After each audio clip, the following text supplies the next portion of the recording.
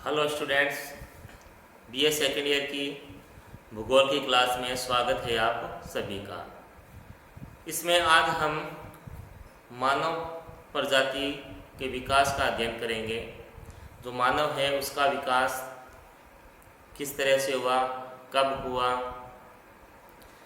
और जो मानव प्रजाति है इसका अध्ययन हम करेंगे। पहली यूनिट है आपके ख़त्म हो गई है, ये अब सेकेंड यूनिट है मानव प्रजातियाँ। सबसे पहले आज हम जो मानव प्रजाति है इसका विकास के बारे में जानकारी प्राप्त करेंगे कि मानव का जो विकास है वो किस तरह से हुआ है, कब हुआ है।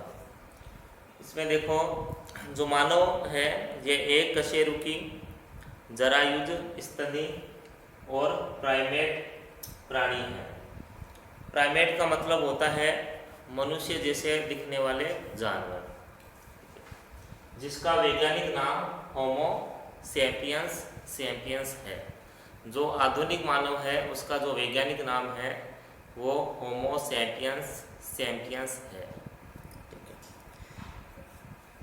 जो होमो सैपियंस है इसका अर्थ होता है बुद्धिमान प्राणी। होमो सैपियंस है, इसका अर्थ है बुद्धिमान प्राणी।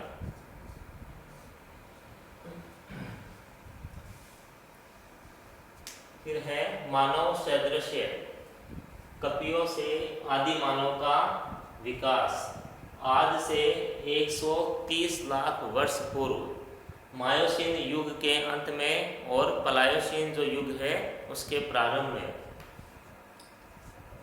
तक मानव का जो विकास है वो हो गया था। लगभग 130 लाख वर्ष पूर्व मायोसीन युग के अंत में और प्लायोसीन युग के प्रारंभ में मानव का जो विकास है वो हो गया था। इसमें जो मानव है, जो नेक्स्ट है, ये जो अलग अलग विद्वानों ने मानव की जो उत्पत्ति है वो अलग अलग क्षेत्रों में बताई है। इसमें ग्रिफिथ टेलर है, इन्होंने 1951 में मध्य एशिया को मानव की उत्पत्ति का केंद्र बताया था। इनके अनुसार जो मानव है इसकी उत्पत्ति मध्य एशिया में हुई है। जो कैस्पियन सागर है उसके आसपास जो मानव है उसकी उत्पत्ति हुई है। उसके बाद नेक्स्ट है ओसबर्ग। जो ओसबर्ग है इन्होंने 1915 में मानव की उत्पत्ति तिब्बत और मंगोलिया में बताई है। इनके अनुसार मानव की जो उत्पत्ति है वो तिब्बत या मंगोलिया के क्षेत्र में हुआ है, ओसबर्ग के अनुसार। उसके बाद कित महोदय 1947, डार्ट और लिके 1931 में इन्होंने मानव की उत्पत्ति है वो अफ्रीका महाद्वीप में बताई है कि मानव की जो उत्पत्ति है वो अफ्रीका महाद्वीप में हुई है। उसके बाद पंचानन मिश्र है, इन्होंने 1927 में इन्होंने कहा है कि जो मानव प्रजाति है जिसमें निग्रोइड और जो ऑस्ट्रेलाइड प्रजाति है उसका जो उद्गम है वो भारत है। यानी जो निग्रोइड और ऑस्ट्रेलाइड प्रजातियां हैं इनका उद्गम है वो भारत में हुआ है। और जबकि जो नवीन खोजें हैं, नवीन खोजों के अनुसार मानव की जो उत्पत्ति का केंद्र है वो शिवालिक क्षेत्र को बताया गया है। उद्गम क्षेत्र शिवालिका दक्षिणी प्रदेश, शिवालिका दक्षिणी प्रदेश है जिसे शीर्ष शिवालिक के नाम से भी जाना जाता है। ये नवीन खोजों के अनुसार है। अब खोज में मतलब पता कैसे लगाया जाता है कि मानव की जो उत्पत्ति है कब हुई है, कैसे हुई है और किन क्षेत्रों से मानव की उत्पत्ति हुई है। इसमें जब खुदाई के दौरान कुछ अवशेष निकलते हैं जिन्हें जीवावशेष कहते हैं, कुछ मानव के जीवावशेष जब निकलते हैं उनका वैज्ञानिकों के द्वारा परीक्षण किया जाता है और उसी के आधार पर मानव की उत्पत्ति के बारे में जानकारी प्राप्त करते हैं वो, कि मानव की जो उत्पत्ति है, जो जीवावशेष प्राप्त हुआ है वो कितना पुराना है, उसके बारे में गहन अध्ययन करते हैं।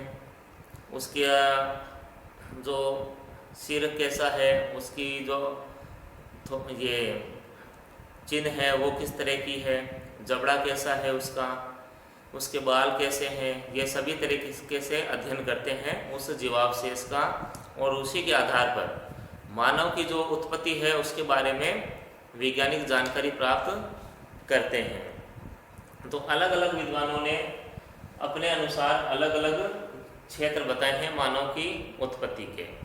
अब मानव की जो उत्पत्ति है वो अधिकतर कुछ विद्वान है वो मध्य एशिया को भी मानते हैं, जो कैस्पियन सागर है उसके आसपास का जो क्षेत्र है, जैसे कैस्पियन सागर, उज्बेकिस्तान, कजाकिस्तान, जो रशिया, टर्की, इन क्षेत्रों में ये कैस्पियन सागर है स्थित है।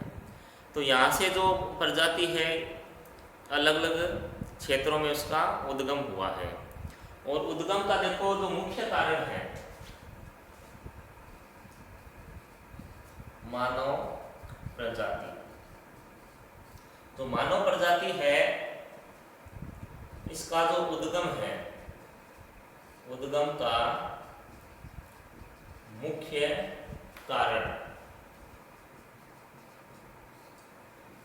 कारण माना जाता है जलवायु को। जलवायु, जो जलवायु है उसे मुख्य कारण माना जाता है मानव प्रजाति का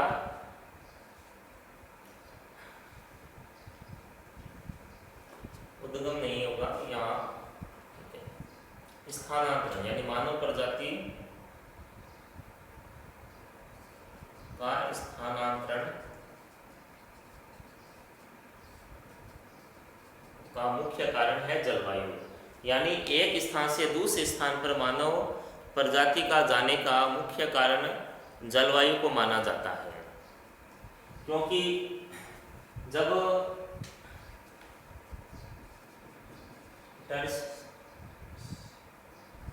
टर्शियरी काल में हिमालय की उत्पत्ति हुई थी, जो टर्शियरी काल है उसमें हिमालय की उत्पत्ति हुई थी, जो कैस्पियन सागर है, तो कैस्पियन सागर अब ये उत्तर में स्थित है। इसकी लोकेशन कहाँ है? उत्तर में, सबसे अधिक उत्तर में स्थित है ये। जब उत्तरी भाग की जो जलवायु है, उत्तर की जलवायु बहुत अधिक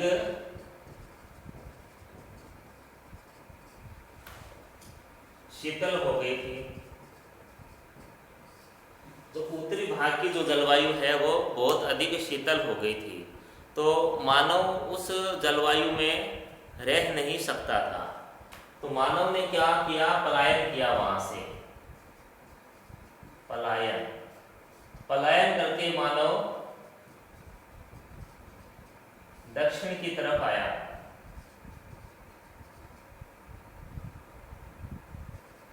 दक्षिण की तरफ, यानी ये उत्तर हो गया और ये इधर साउथ दक्षिण हो गया। यानी यहाँ से फिर मानव उत्तर से दक्षिण की ओर मानव ने पलायन किया, क्योंकि जो उत्तर था यहाँ की जलवायु शीतल हो गई थी, अत्यधिक शीतल हो गई थी, जो मानव के रहने के योग्य नहीं थी। और उसके बाद जो टर्शियरी काल है उसमें हिमालय का भी निर्माण हो गया था। तो हिमालय का निर्माण होने से जो शीतल वायु है वो दक्षिण की तरफ नहीं आ पाई, ठीक है। जो उत्तर की तरफ जो शीतल वायु थी वो दक्षिण की तरफ नहीं आ पाई, हिमालय ने उसे रोक लिया। कई बार जब हम पढ़ते हैं कि हिमालय की क्या उपयोगिता है, तब एक कारण यह भी हम पढ़ते हैं कि उत्तर की तरफ से आने वाली, उत्तर की तरफ से आने वाली ठंडी हवाओं को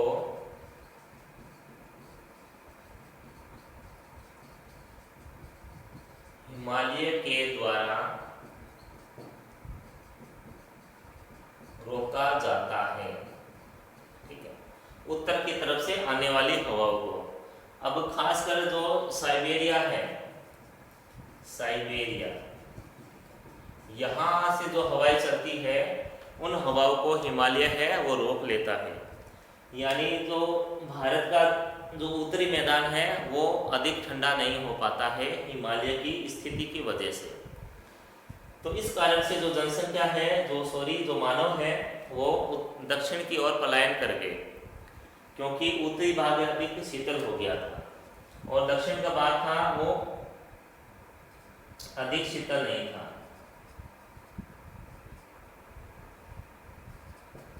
अधिक शीतल नहीं था। दक्षिण का जो भाग था वो मानव के रहने योग्य था, इसलिए मानव ने उत्तर से दक्षिण की ओर पलायन किया। पलायन करने के बाद यहाँ भी फिर जो जलवायु है, ठीक है, वो ठंडी हो गई थी। पहले तो गर्म हो गई थी, फिर यहाँ जो जलवायु है वो कुछ ठंडी हो गई उत्तर में, यहाँ हिमालय के आसपास के क्षेत्र में।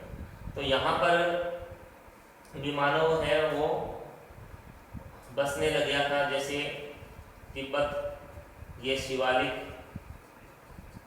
ये क्षेत्र है, यहाँ जो मानव है वो निवास करने लग गया था। उसके बाद कुछ मानव है वो केवल दक्षिण की तरफ ही रहे, उत्तर की तरफ वो नहीं लौटे। तो जो मानव है वो दक्षिण भारत में ही वो रुक गए। इस तरीके से जो मानव है उसका पलायन हुआ, जो मानव ने अपना निवास स्थान बनाया। तो जलवायु के कारण मानव का पलायन हुआ। जो मानव है एक स्थान से दूसरे स्थान पर गया जलवायु के कारण। क्यों गया? क्योंकि जो उत्तर में जो जलवायु है वो अधिक शीतल हो गई थी और दक्षिण की जो जलवायु है वो वास योग्य थी, रहने के योग्य थी। जब दक्षिण की जलवायु में भी परिवर्तन हुआ तो दक्षिण के उत्तर में, यानी ये दक्षिण है, इसके उत्तर में यानी हिमालय के आसपास जो तिब्बत और जो शिवालिक का क्षेत्र है, यहाँ जलवायु ठंडी हो गई थी। तो जो मानव है उसने वापस उत्तर की तरफ पलायन किया। शिवालिक और तिब्बत के क्षेत्र में उन्होंने निवास किया। लेकिन कुछ जो मानव समूह है वो वहीं के वहीं दक्षिण में रह गए। इस तरीके से ये मानव प्रजाति है, इसका पलायन हुआ। जो मानव है एक स्थान से दूसरे स्थान पर उसका स्थानांतरण हुआ है और इसी तरीके से मानव संपूर्ण विश्व में फैल गया था।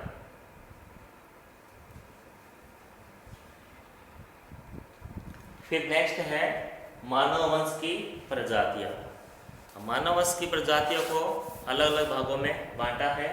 सबसे पहले है होमो हैबिलिस। होमो हैबिलिस प्रजाति है। अब इस प्रजाति की क्या विशेषता है?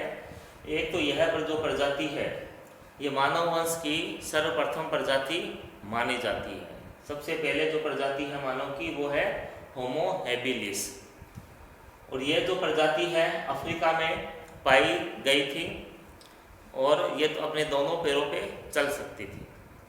Homo habilis. फिर है होमो इरेक्टस।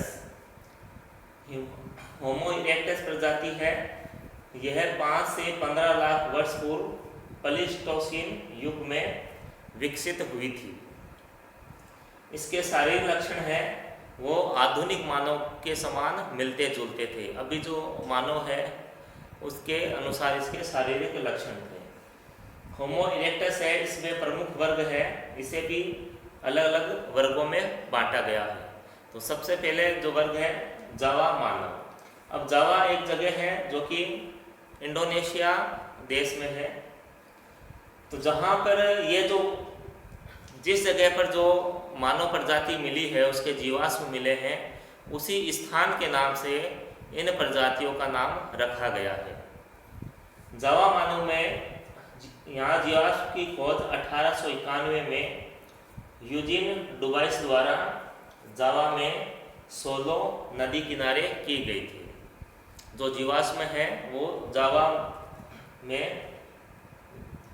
सोलो नदी है, उसके किनारे 1891 में यूजीन डुबाइस के द्वारा की गई थी। समय है 6 लाख वर्ष पूर्व प्लीस्टोसीन युग में। इसका अन्य नाम है पिथेकैंथ्रोपस। पिथेकैंथ्रोपस नाम है ये यूजीन महोदय ने ही दिया था इस वर्ग का। इसका जो विस्तार है जावा, चीन और अफ्रीका में है, यानी जावा, चीन और अफ्रीका में भी ये जावा मानव है, ये अवशेष पाए गए हैं। उसके बाद नेक्स्ट है पेकिंग मानव। इसकी खोज एक चीनी वैज्ञानिक थे जिनका नाम पाई था। उन्होंने 1924 में इसकी खोज की थी, पेकिंग मानव की। समय है इसका प्लीस्टोसीन युग में 5 लाख वर्ष पूर्व। शिकार के औजार बनाते थे ये पेकिंग मानव और अग्नि का प्रयोग भी करते थे। उसके बाद है हाइडेलबर्ग मानव। इसकी खोज 1907 में जर्मनी में हाइडेलबर्ग के निकट हुई थी। हाइडेलबर्ग एक स्थान है जर्मनी में, वहाँ इसके अवशेष है। यहाँ जो जीवाश्म है वो प्राप्त हुआ था। इसका भी समय प्लीस्टोसीन युग में 5 लाख वर्ष पूर्व है। और ये इसके जो दांत थे वो आधुनिक मानव के समान थे। फिर है अटलांटिक मानव। इसकी खोज अफ्रीका के अल्जीरिया में हुई थी। ठीक है, तो अटलांटिक मानव है, इसकी खोज अफ्रीका महाद्वीप है, वहाँ अल्जीरिया एक देश है, वहाँ पर इसकी खोज हुई थी। और जो अटलांटिक मानव है ये कम बुद्धिमान थे। फिर नेक्स्ट है निएंडरथल मानव। देखो ये जो मानव है इसके जो जीवाश्म है ये 1.5 लाख वर्ष पूर्व यूरोप से प्राप्त हुए हैं। इसके जीवाश्म ये जो प्रजाति है 35,000 वर्ष पूर्व विलुप्त हो गई थी, यानी 35,000 साल पहले ये प्रजाति विलुप्त हो गई है। इस प्रजाति की खोज की थी 1856 में फुलराइट द्वारा जर्मनी में निएंडर घाटी से। 1856 में फुलराइट के द्वारा जर्मनी में एक निएंडर घाटी है, वहाँ से इसके जीवाश्म प्राप्त हुए थे निएंडरथल मानव के। वर्तमान मानव का निकटतम पूर्वज, यानी जो वर्तमान मानव है, यानी हम हैं जो वर्तमान मानव है, इसके ये निकट के पूर्वज थे। और इस वर्ग में सामाजिक जीवन आरंभ कर दिया था। ठीक है, जो निएंडरथल जो मानव है इनका सामाजिक जीवन इन्होंने प्रारंभ कर दिया था। उसके बाद जो प्रजाति आती है वो है क्रो-मैग्नन मानव।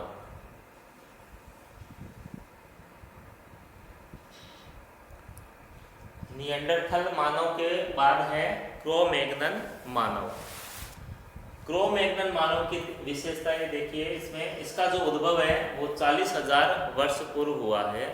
जब निएंडरथल मानव विलुप्त हो गए उसके बाद क्रो-मैग्नन मानव है, इसकी उत्पत्ति हुई थी 40,000 वर्ष पूर्व।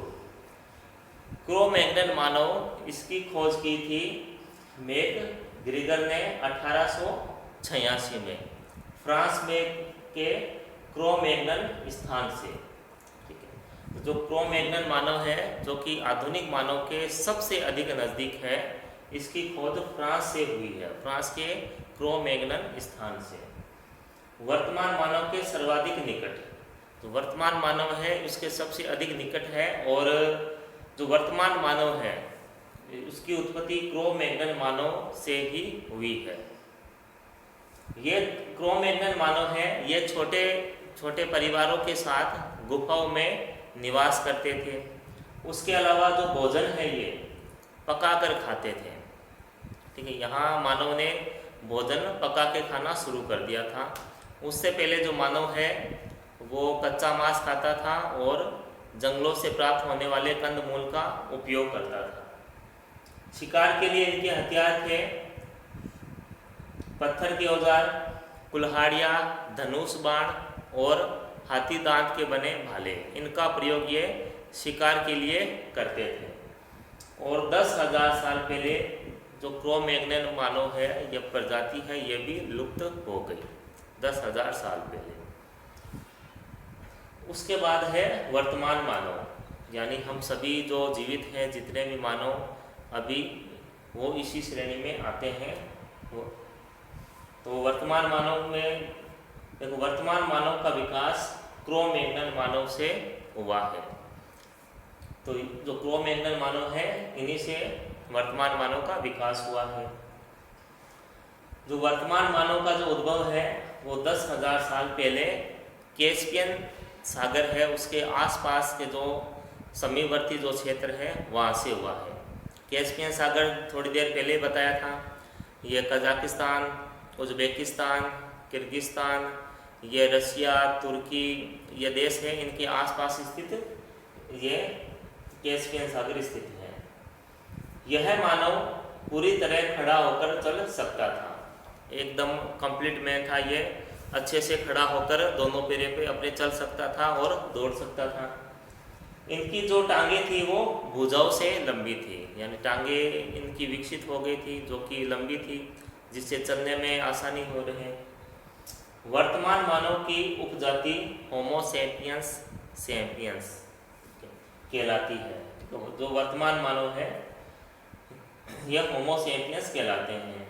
और वर्तमान काल के सभी जीवित मानव इसी श्रेणी में आते हैं। हम सभी जो मानव हैं वो इसी श्रेणी में आते हैं, होमो सैपियंस सैपियंस की श्रेणी में हम आते हैं।